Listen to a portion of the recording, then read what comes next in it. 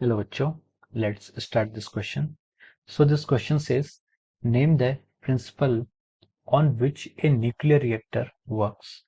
Name the principle on which the nuclear reactor work.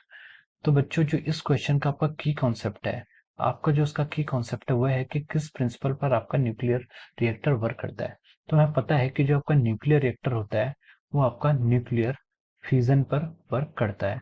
आपका nuclear fusion होता है और उससे ही आपका क्या होता है, न्यूक्लियर रिएक्टर वर्क करता है। तो देखिए अब हमें ये समझने की जरूरत है कि what is meant by our nuclear fusion. Nuclear fusion आपका होता क्या है।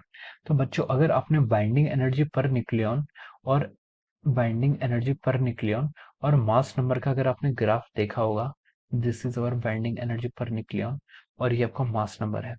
तो ये आपका मास नंबर का अगर आपने ग्राफ देखा होगा तो इसका ग्राफ आपका समथिंग इस तरीके का आता है। तो हमने देखा है कि यहाँ पर कुछ मैक्सिमम वैल्यू के लिए होता है, मास किस आयरन के लिए मैक्सिमम होता है।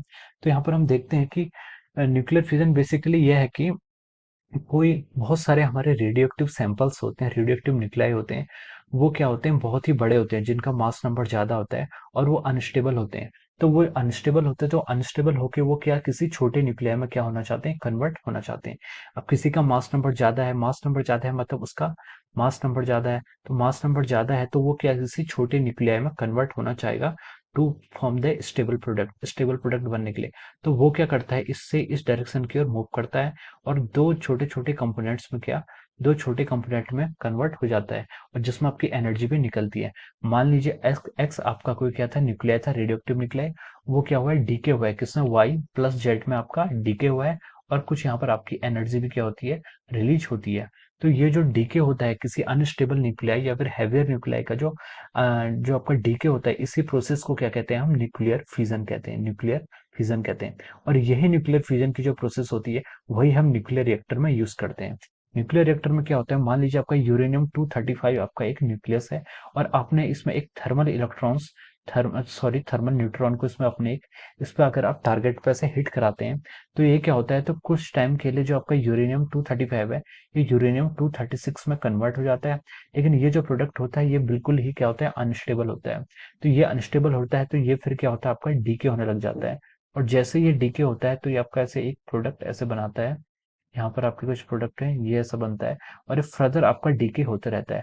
तो ये जो फर्दर डीके होने के प्रोसेस है, इसी प्रोसेस को क्या कहते हैं, हम न्यूक्लियर फ्यूजन। तो न्यूक्लियर फ्यूजन अगर आपका कोई कंट्रोल्ड मैनर में हो रहा है, यहाँ पर इसके लिए एक फैक्टर यूज करते हैं, मल्टीप्लिसिटी फैक्टर। मल्टीप्लिसिटी फैक्टर अगर आपका 1 है तो इसका मतलब ये है कि एक न्यूक्लियाई जब टूटेगा तो वो दो में डीके मतलब 1 में डीके होगा। और अगर मल्टीप्लिसिटी फैक्टर 2 हो जाता है तो फिर वो दो में डीके हो रहा है। तो ये आपका मल्टीप्लिसिटी फैक्टर डिफाइन करता है कि कोई भी आपका न्यूक्लियर फ्यूजन है वो कंट्रोल्ड रेट में है या फिर अनकंट्रोल्ड रेट में है। तो अगर आपका कोई न्यूक्लियर फ्यूजन हो रहा है वो कंट्रोल्ड रेट में है तो हम उसको कैसे यूज कर सकते हैं, हम उसको एज ए न्यूक्लियर रिएक्टर क्या, रिएक्टर की तरह यूज कर सकते हैं। और अगर वो अनकंट्रोल्ड हो जाता है, अगर जो आपके डीके हो रहे हो बहुत सारे होते रहते हैं, क्योंकि इसकी मल्टीप्लिसिटी फैक्टर अगर 1 से ग्रेटर होगी तो वो कंटिन्यूसली बहुत ही लार्ज अमाउंट ऑफ एनर्जी बनाते हैं। वो अनकंट्रोल्ड अगर हो जाएंगे फिर वो आपके किसकी तरह, वो आपका एटॉमिक बम की तरह क्या करेंगे, एटॉमिक बम की तरह वो आपका बिहेव करेंगे। तो वो हमारे लिए, वो हमारे कोई यूज का नहीं है। तो हमें जो न्यूक्लियर रिएक्टर्स में यूज होता है, न्यूक्लियर रिएक्टर्स में आपका न्यूक्लियर फ्यूजन वाली रिएक्शंस यूज होती हैं। और with the help of nuclear fusion, nuclear reactor we get some, जो हमारी एनर्जी आती है, इलेक्ट्रिसिटी होती है, ये सब हम न्यूक्लियर रिएक्टर की हेल्प से ही ले सकते हैं। So I hope you all understood this concept very well. Thank you so much.